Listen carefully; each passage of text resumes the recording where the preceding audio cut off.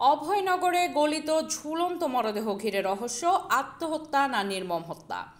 অভয়নগর থেকে কামাল হোসেনের তথ্যচিত্রে বিস্তারিত দেখুন। যশোরের অভয়নগরে এক যুবকের গলিত ঝুলন্ত মরদেহ উদ্ধারের ঘটনাকে কেন্দ্র করে এলাকায় চরম উৎকণ্ঠা, আতঙ্ক ও রহস্যের আবহ তৈরি হয়েছে। একদিকে পরিবারের কান্না, অন্যদিকে স্থানীয়দের সন্দেহ ইমরান হোসেন আত্মহত্যা করেননি, বরং তাকে পরিকল্পিতভাবে হত্যা করে মরদেহ ঝুলিয়ে রাখা হয়েছে।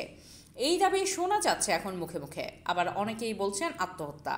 শনিবার 5ই জুলাই বিকাল 3টার দিকে নোয়াপাড়া বড়বাজার সংলগ্ন ভৈরব নদপাড়ে একটি টিনশেড ঘর থেকে মরদেহটি উদ্ধার করা হয়। নিহত ইমরান উপজেলার শঙ্করপাশা শাহিনপাড়া গ্রামের মোহাম্মদ বাবু কসাইয়ের ছেলে।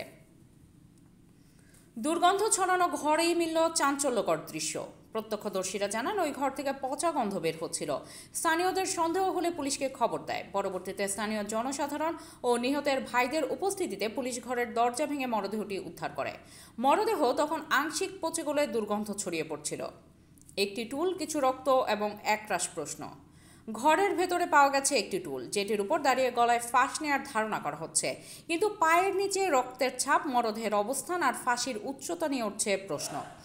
স্থানীয়দের কেউ কেউ বলেন, যদি ফাঁস নেয় তার পা মাটি স্পর্শ করবে কেন? ঘরের সেই উচ্চতা অনুযায়ী ফাঁস নেওয়ার পরিস্থিতি ছিল না। টুলটা শুধু সাজানো কিনা সেটাই প্রশ্ন।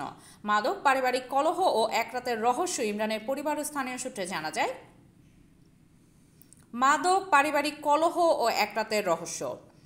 ইমরানের পরিবার ও স্থানীয় সূত্রে জানা যায়, তিনি দীর্ঘদিন ধরে মাদকাসক্ত ছিলেন। প্রায় সময়ই পরিবারের ঝগড়াঝাটি করতেন।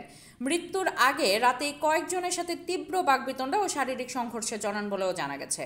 অভয়নগর থানার officer in charge OC Mohammad Abdul Alim বলেন, একজন যুবকের ঝুলন্ত মরদেহ উদ্ধার করা হয়েছে। মরদেহ ময়নাতদন্তের জন্য যশোর জেনারেল হাসপাতালে পাঠানো হয়েছে।